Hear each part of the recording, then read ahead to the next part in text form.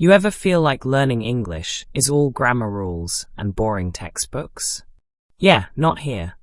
These stories are designed to help you learn the way real people speak, naturally, in context, and without even realizing you're picking up new words and expressions. So if that sounds like your kind of thing, hit the like button, subscribe to the channel, and don't forget to turn on the bell so you catch every new story. Today's adventure? It involves the Sydney Opera House, one very curious guy, and a conference he definitely wasn't invited to. He'd always wanted to see the Sydney Opera House up close. Not just the postcards, not just pictures online. He wanted to stand right in front of those famous white sails and take it all in. And finally, here he was. Bright skies, warm breeze, harbour sparkling like someone had sprinkled glitter over it. Tourists everywhere, all holding cameras, phones, water bottles, and big grins. He wandered slowly, following the wide stairs up toward the iconic building. It was even bigger than he expected. He walked along the edge, taking photos from every angle. The sunlight bounced off the curved roofs, making them glow. He couldn't stop smiling. This place felt like one of those dreams that turn real when you're not looking.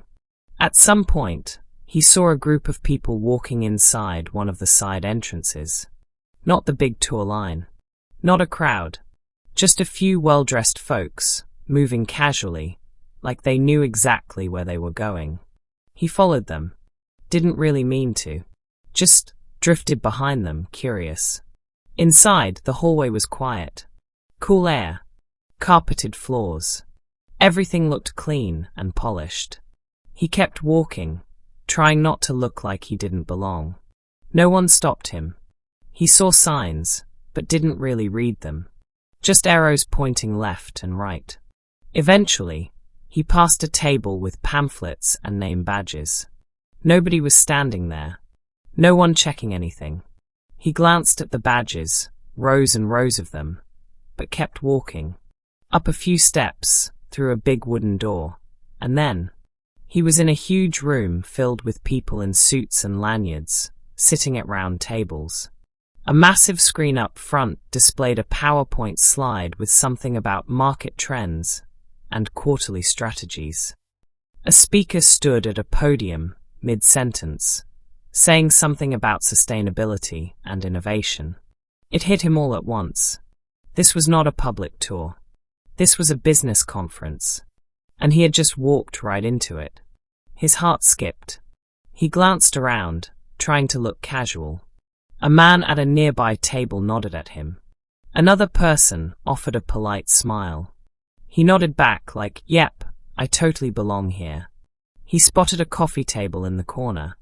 Figured if he walked toward it like it was his mission, no one would question anything.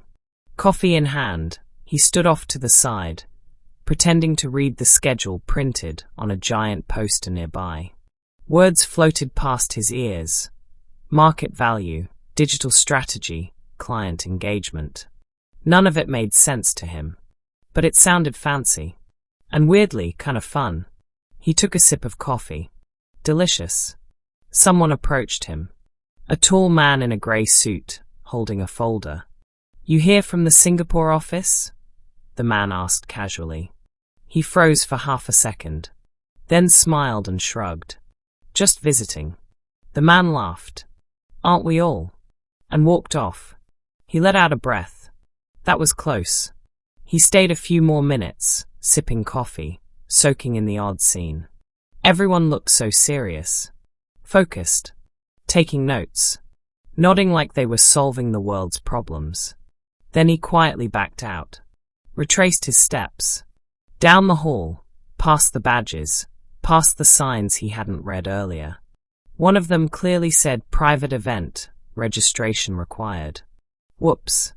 Outside again, the air felt warmer. The sun hit his face. He walked back toward the main entrance of the opera house, this time joining an actual tour group. He laughed quietly to himself. What had just happened? 1 second he was sightseeing. The next, he was sipping coffee at a business summit, like some kind of undercover CEO. Not planned, not expected, but pretty unforgettable. Did you enjoy that?